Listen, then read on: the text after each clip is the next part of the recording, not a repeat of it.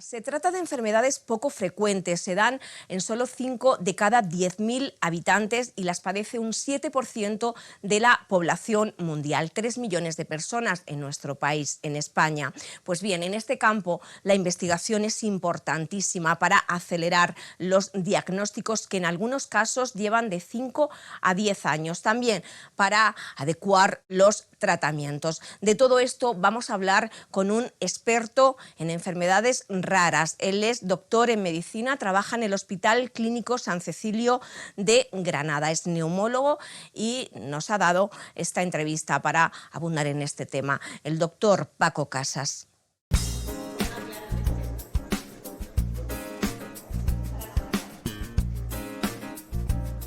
Doctor Francisco Casas, neumólogo del Hospital Universitario San Cecilio, el Clínico de Granada, donde tantas cosas hacen en torno a su área y de las que ya hemos hablado en alguna ocasión en este programa. Hoy nos vamos a centrar en esta primera parte en las enfermedades raras porque se está conmemorando esta semana el Día Mundial de las Enfermedades Raras. Bienvenido a Conciencia. Muchas gracias, Fátima. Usted dirige la unidad de fibrosis quística de adultos en este hospital y también el centro de referencia en Granada de Alfa 1. Ahora nos va a explicar qué es esto. Se trata de una enfermedad minoritaria, pero antes vamos a explicar qué son las enfermedades raras. Muy bien, muchas gracias, Fátima. Bueno, en principio una enfermedad rara viene definida por una prevalencia, una frecuencia. Toda aquella enfermedad que tiene menos de 2.000 personas afectas en la población, pues ya se considera como una enfermedad rara. El problema es que lo de rara a veces es un poco, entre comillas, despectivo y nosotros preferimos llamarla minoritaria, realmente en referencia a nuestros pacientes como algo infrecuente, ¿no? Y en concreto yo me voy a centrar en lo que son las enfermedades respiratorias, que como bien has dicho, fibrosis quística de adultos, que es lo que llevamos nosotros, y el Centro Andaluz en Granada de déficit de alfa-1-antitripsina. El problema es que desde hace ya muchos años, desde inicio del año 2003, yo creo que las administraciones públicas fueron sensibles a raíz de algunos acuerdos con la Unión Europea de que estas enfermedades tenían que ser detectadas y llevadas por especialistas con experiencia, lógicamente, en esto. Y de ahí que se generara la necesidad de crear centros de referencia en los cuales pudieran ser atendidos todos los pacientes. Porque esto ocurre que estos pacientes dan muchas vueltas y tardan entre 5 y 6 años en ser diagnosticados y acuden a muchos especialistas. Has nombrado esos centros de referencia del que tú eras responsable aquí en Granada. ¿Qué es un centro de referencia? Ya nos lo acabas de empezar a definir, pero ¿por qué es tan importante el trabajo multidisciplinar que se da en él? Por ejemplo, hay dos en toda Andalucía, Virgen del Rocío y el del Hospital Clínico de Granada, ¿verdad? Para déficit de alfa-1 sí. Para fibrosis quística nosotros dependemos, en concreto hay dos, que es Virgen del Rocío y Málaga, el hospital regional de Málaga, y nosotros dependemos en concreto del regional de Málaga, ¿no? ¿Qué se hace? Pues nosotros tenemos fundamentalmente, tenemos que hacer una atención integral a los pacientes. Y para hacer una atención integral no solamente tenemos que ver que estas enfermedades puedan afectar al sistema respiratorio o al aparato respiratorio, sino que pueden afectar a otros órganos y sistemas, por ejemplo, al hígado, a nivel digestivo, a nivel de la piel. Entonces tenemos unidades multidisciplinares en las cuales están compañeros de digestivo, compañeros, por ejemplo, también que puede haber de rehabilitadores y siempre muy necesario los neumopediatras o los pediatras para la transición desde los niños a los adultos. Entonces, en este grupo nosotros tenemos todos estos especialistas y endocrinos, en concreto también para fibrosis quística, y nutricionistas que apoyan. Los psicólogos nos faltan, pero se los aportan las asociaciones de pacientes. Por eso decíamos lo de la importancia de la multidisciplinaridad en este campo. Ahora vamos a hablar de la investigación y de las líneas de investigación abiertas, pero al haber tantos médicos implicados o al haber tantas especialidades implicadas, la formación es importantísima, es una de las reivindicaciones, ¿verdad?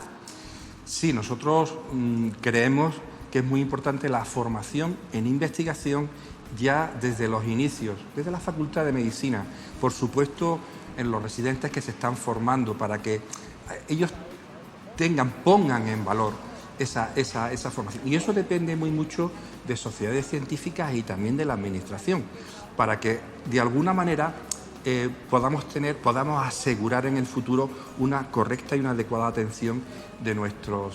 Y para ello la formación de los profesionales, la investigación y la colaboración entre centros para realmente poner en marcha proyectos que después redunden en una mejor atención a nuestros pacientes, un mejor conocimiento de la enfermedad. Y un diagnóstico es fundamental, un diagnóstico adecuado.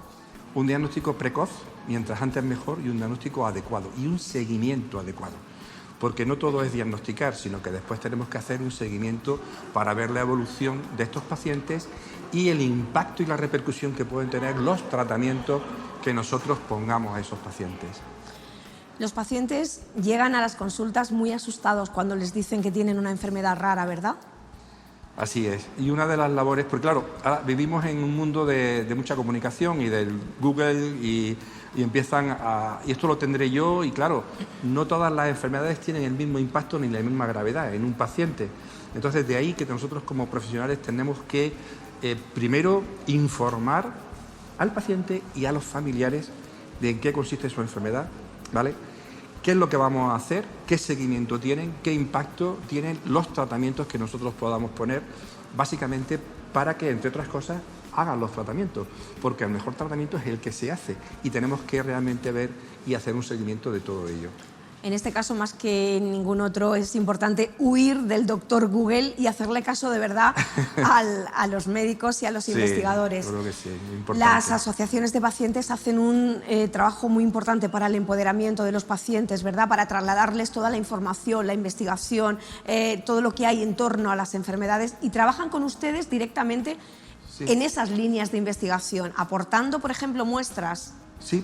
En algunos estudios nosotros, por ejemplo, trabajamos con Carlos III, con el Instituto de Salud Carlos III, y los pacientes para algunos estudios, no sé, de organelas, por ejemplo, que son células madre, pues necesitamos muestras biológicas. Y eso es importante, por supuesto, contar con nuestros pacientes y con las asociaciones que también los pueden sensibilizar. Pero las asociaciones de pacientes además tienen como muy importante el hecho de que es el acompañamiento y la información de otros que tienen esa misma enfermedad, no ya yo como profesional, sino la vivencia. Entonces eso es fundamental en general en lo que aportan cualquier asociación. EARCO, la importancia de los biobancos, en este caso es un registro internacional del que formáis parte, ¿verdad? Sí, en cualquier enfermedad rara es muy importante conocer la historia natural. En la evolución, la historia natural y el impacto de los tratamientos que pueda tener y la investigación que podamos hacer. Por tanto, los registros de pacientes son fundamentales para ello. Disponemos del registro en concreto de fibrosis quística, registro europeo, por ejemplo, y ARCO es un registro internacional, nació en España. Y hay líderes que son, por ejemplo, el doctor Mar Miravilles, que está en el centro de referencia de Vall d'Hebron en Barcelona. Y ha tenido tanto éxito que se han incorporado no solamente países europeos, sino de todo el mundo. Nueva Zelanda, cono latinoamericano, Estados Unidos. Es muy potente y en él hay diferentes proyectos que aunan a todos los especialistas y también partes de patología, etcétera. Es decir, que es la forma de poder aprender de estas enfermedades. Hablemos de la línea de investigación que tienen abiertas aquí en el Hospital Clínico San Cecilio en torno a estas enfermedades raras, a las dos que nos decía al principio, fibrosis quística y déficit de alfa-1.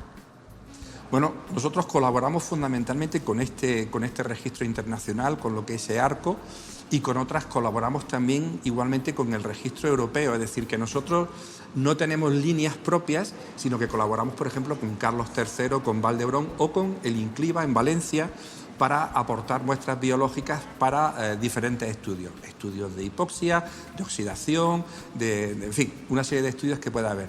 Pero nosotros somos un centro pequeñito y no tenemos recursos para poder poner en marcha todo esto. Tenemos, por ejemplo, muy pocos pacientes y es importante que haya muchos pacientes para estos estudios. Hablemos de la importancia de los recursos a la hora de investigar enfermedades raras, enfermedades minoritarias.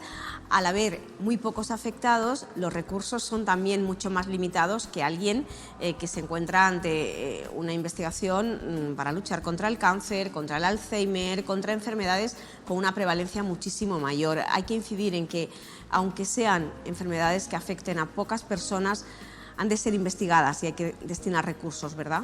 Ese es el problema que tenemos con enfermedades que afectan a pocas personas, que los recursos son limitados fundamentalmente porque vienen de empresas privadas y la investigación es muy cara. Entonces es importante que haya un apoyo para ese tipo de investigación desde las administraciones públicas, desde las asociaciones de pacientes y desde las sociedades científicas que pueden apoyar. Y, por ejemplo, aunque es verdad, nosotros tenemos un proyecto en marcha con endocrino para osteoporosis, por ejemplo, en fibrosis quística, que es una cosa que se me ha olvidado comentarte antes, y para eso es muy importante las becas, por ejemplo, FIS.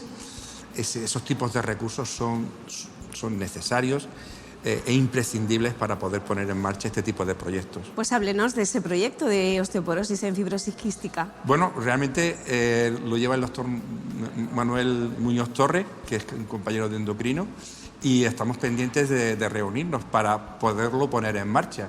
Es un estudio multicéntrico que ha sido aprobado como una beca FIS y realmente es para ver un poco el impacto que pueda tener esta enfermedad, en concreto en masa ósea.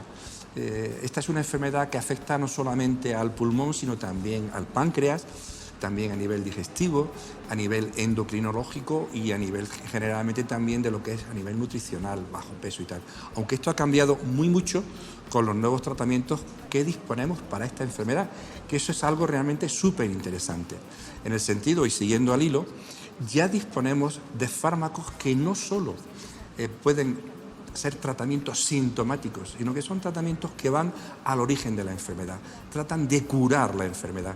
Y ahí tenemos estos nuevos correctores de CFTR, que es la proteína implicada en la fibrosis quística, enfermedad genética, que bueno, son más de 2.000 genes implicados, pero hemos ido a buscar el problema, que es la CFTR. Y las estrategias son correctores y potenciadores que actúan a nivel del núcleo celular, en la transición y en lo que es el canal de apertura, que le llaman mutaciones gating, para que pueda pasar una serie de electrolitos y volver a la normalidad lo que es la fisiología de nuestros pacientes, de la vía aérea, del moco, evitar las infecciones, etc.